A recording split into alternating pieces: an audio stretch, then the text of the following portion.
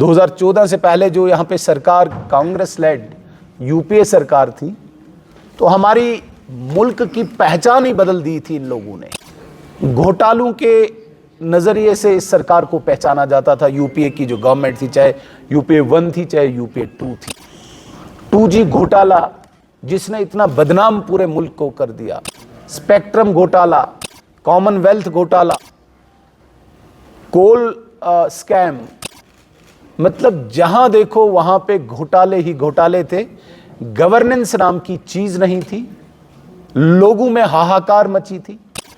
आज purely Bharatiya Janata party की ये जो प्रेस कॉन्फ्रेंस है, ये यूनियन गवर्नमेंट मरकज़ी हुकूमत के 12 साल मुकम्मल होने पर जो कारकर्दगी रही है, जो उपलब्धियां, जो अचीवमेंट्स रही है, वो आप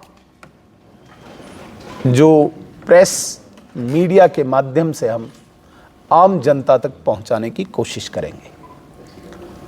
साथियों, हम सब जानते हैं कि पिछले 12 साल से नरेंद्र मोदी जी के लीडरशिप में एनडीए बीजेपी की हुकूमत मरकज में कायम है।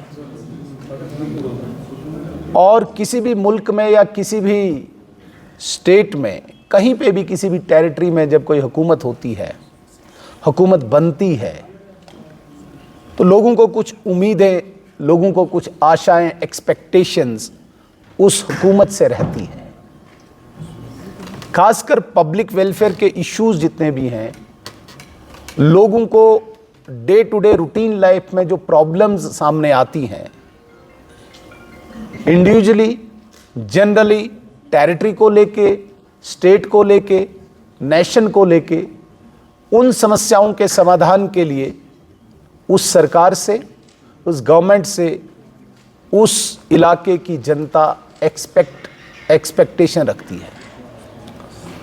और जिस तरीके से 2014 के बाद नरेंद्र मोदी जी की लीडरशिप में ये एनडीए की हुकूमत चल रही है, अगर हम थोड़ा सा कंपेयर करें 2014 से पहले हमारे मुल्क के हालात, ऑल एस्पेक्ट्स को हम डिस्कस कर सकते हैं, और 2014 के बाद हमारे मुल्क के हालात।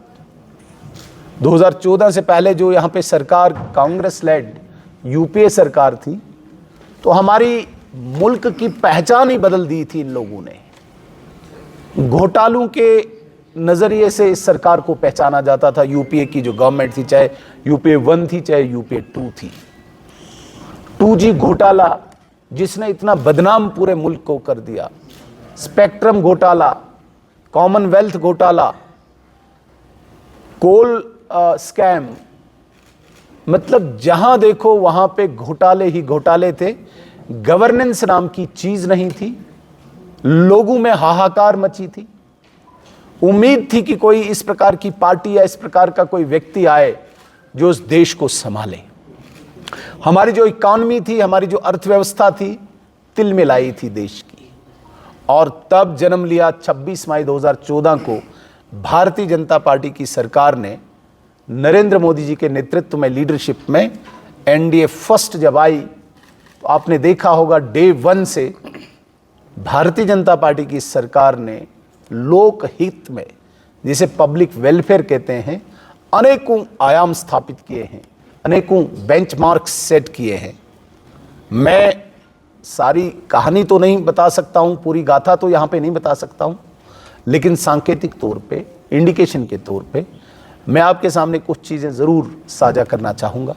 साथियों, पिछले 12 सालों में दुनिया की कोई भी एजेंसी या मुल्क में कोई भी इस प्रकार की एजेंसी इस सरकार पे उंगली नहीं उठा पाई है भ्रष्टाचार के दृष्टिकोण से, भ्रष्टाचार के नज़रिए से।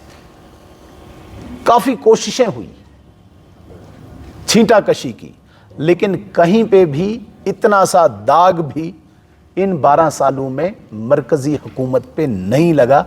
ये बहुत बड़ी अचीवमेंट है साथियों।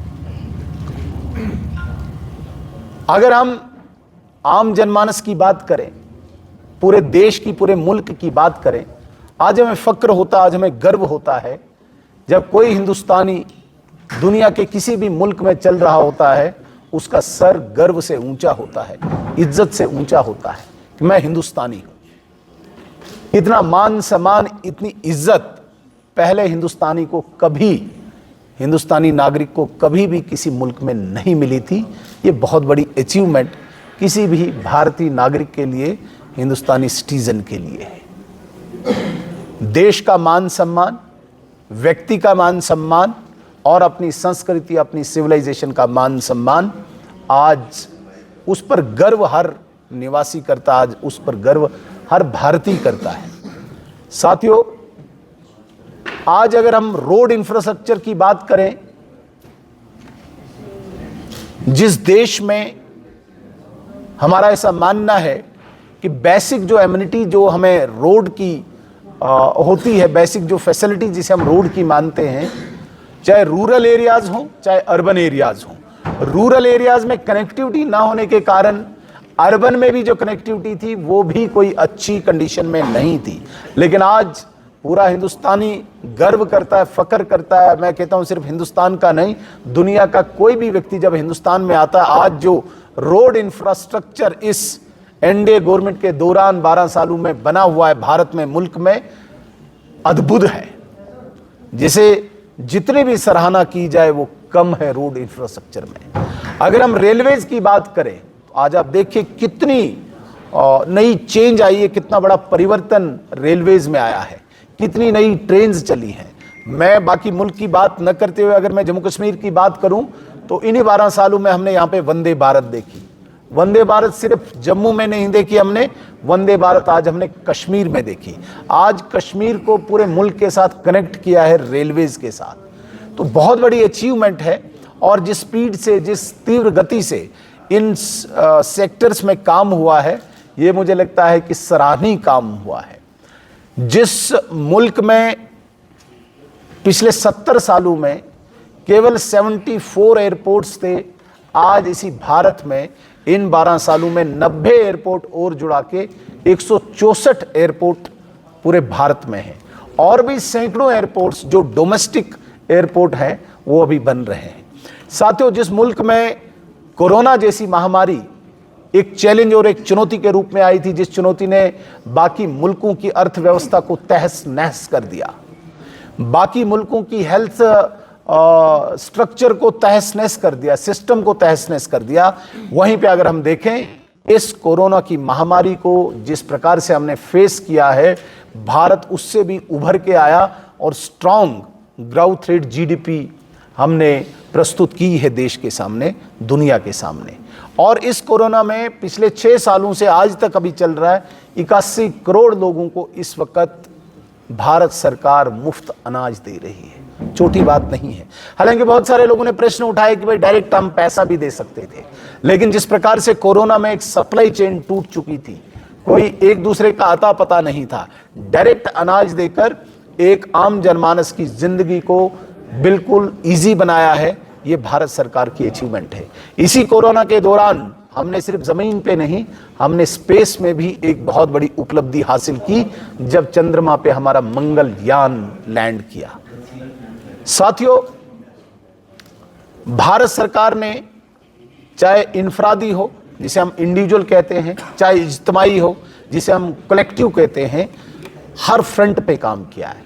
अगर एक गरीब की जिंदगी में जो चैलेंजेस, जो प्रॉब्लम्स रोज वो फेस करता था, चाहे गैस को लेके, बिजली को लेके, पानी को लेके, सड़क को लेके, इलाज को लेके, पढ़ाई को लेके, उसके हर फील्ड में भारत सरकार ने इस पूरे देश के हर खित्ते में, मैं कहता हूं कि किसी भी कोने में कोई आम गरीब रहता हो, वहां तक पहुंचने का एक प्रयास किया है। आप देखिए, अगर हम जम्मू कश्मीर की बात करें तो जम्मू कश्मीर में हर फर्द को, हर व्यक्ति को 5 लाख तक का इलाज इस मोदी गवर्नमेंट इन 12 सालों में उपलब्ध हुआ है। जिस गरीब को कभी जमीन बेचनी पड़ती थी, जिस गरीब को कभी कोई माल मवेशी बेचना पड़ता था छोटे से इलाज के लिए, आज उस गरीब के हाथ में 5 लाख का कार्ड देके भारत सरकार ने इन गरीबों की जिंदगी को आसान बनाया है। और मुझे कहने में बिल्कुल इसमें कोई परहेज नहीं होगा, यदि किसी के घर में 5 व्यक्ति हैं तो मीन्स 25 लाख का इंश्योरेंस उस घर को नरेंद्र मोदी जी के इन 12 सालों में पहुंचा है। और जो लोग 10 लाख या 15 लाख डायरेक्ट ढूंढते हैं, उनके लिए भी जवाब है कि उनके घर में अगर 5 फर्द हैं, 5 व्यक्ति हैं, तो 25 लाख रुपया उनके अकाउंट में नरेंद्र मोदी जी की सरकार के द्वारा पहुंचा है। साथियों, अभी तक जम्मू कश्मीर में लगभग 12 लाख घरों में हमने उज्ज्वला योजना के तहत गैस कनेक्शन पहुंचाया है। जिन 12 लाख लोगों को पता ही नहीं था कि गैस कनेक्शन भी कोई चीज होती है, जिनके घरों में माताएं धुएं से अपनी आंखें खो चुकी थी, उन लोगों तक, उन घरों तक 12 लाख गैस कनेक्शन पहुंचाना बहुत बड़ी उपलब्धि है। और सिर्फ गैस कनेक्शन नहीं, ऐसे 12 लाख लोगों के पास हमने डायरेक्ट बेनिफिट ट्रांसफर के तहत 6,000 रुपया सालाना किसान सम्मान निधि योजना के तहत फायदा पहुंचाया है। जल जीवन मिशन के तहत, हालांकि जम्मू कश्मीर में अभी एबेंडेंड है, अभी रुका हुआ है बहुत सारा काम, उसमें चूंकि आज मैं शुद्ध रूप से प्योरली अपनी अचीवमेंट्स बताना चाह रहा हूं, मैं यहां पे अभी तनकीद नहीं करना चाह रहा हूं, लेकिन जल जीवन मिशन अगर कहीं पे रुका है, उसमें यहाँ की सरकार को, यहाँ की गवर्नमेंट को थोड़ा सा इंट्रोस्पेक्ट करना होगा कि भारत सरकार ने अगर हज़ारों करोड़ रुपया यहाँ के लोगों के लिए, आम जनमानस के लिए, पानी के लिए दिया है, वो हम पहुँचा क्यों नहीं रहे। आप देखिए, अनेकों स्कीम्स, बिजली, इस इलेक्ट्रिसिटी में इसको आर्गुमेंटेशन करना और गांव-गांव तक बिजली पहुंचाना, मैं कहता हूं कि जो हमने इसमें उपलब्धि, जो हमने अचीवमेंट इसमें हासिल की है, वो लाजवाब है, शानदार है। साथियों, आज डिजिटल जो ट्रांजिशन हो रही है, इसमें पूरा भारत पूरे ग्लोब में नंबर 1 है। जिस डिजिटल ट्रांजिशन के लिए कभी भारत के गृह मंत्री पी चिदम्बरम साहब ने कहा था कि मुल्क में बड़ा मुश्किल है, एक सब्जी वाला जो पढ़ा लिखा नहीं है वो डिजिटल ट्रांजिशन कैसे करेगा, एक नाई की दुकान करने वाला डिजिटल ट्रांजिशन कैसे करेगा। 2011 में उन्होंने एक वक्तव्य दिया था, और उसी भारत में आज 49% पूरे दुनिया का शेर डिजिटल ट्रांजिशन का होके नंबर 1 स्थान पे है आज। और नंबर 1 स्थान में हम सिर्फ डिजिटल ट्रांजिशन में नहीं है। अगर हम देखें सौर ऊर्जा, जिसे हम सोलर एनर्जी कहते हैं, सोलर एनर्जी को टैप करने के लिए भारत इस वक्त ग्लोबल लीडर बना हुआ है।